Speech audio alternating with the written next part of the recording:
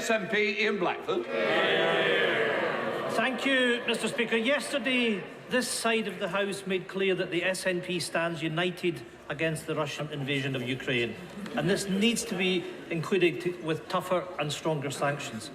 But as the chair of the Foreign Affairs Select Committee rightly said, we shouldn't be waiting for Russia to attack others to clean up the corruption and Russian money which has been fueling in the UK. Under the Tories, a sewer of dirty Russian money has been allowed to run through London for years.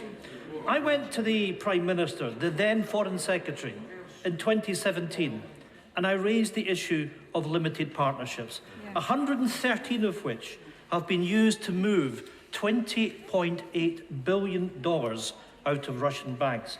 Corruption on an industrial scale. Why did the Prime Minister do nothing back then? And why is he still doing nothing now? Prime Minister. Mr. Speaker, I'm grateful to him.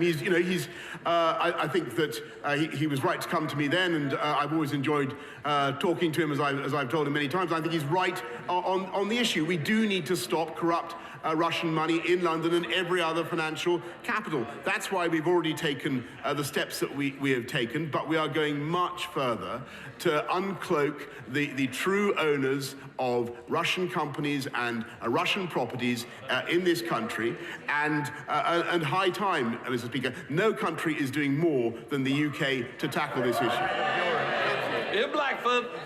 Mr. Speaker, that meeting was 5 years ago, and I offered to work with the Prime Minister 5 years ago, and nothing has happened. The truth is that Russian oligarchs who give the right people in power a golden handshake have been welcomed into London for years. Their activities weren't stopped, they were encouraged. And plenty of these golden handshakes just so happened to find their way into the coffers of the Conservative Party. Mr. Speaker, £2.3 million, in fact, since the Prime Minister took office.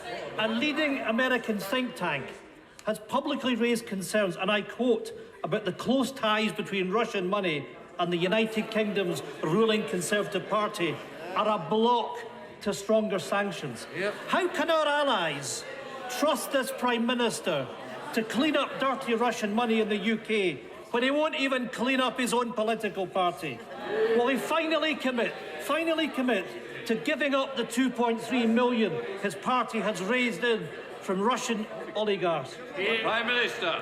Mr. Speaker, I just think it's very important for the House to understand we do not raise money from Russian oligarchs, people who give money to this. We raise money from people who are registered to vote on the UK Register of Interest, and that is how we do it, Mr. Speaker. And I think his indignation is, I'm afraid, a bit much, coming from somebody whose very own Alex Salmond is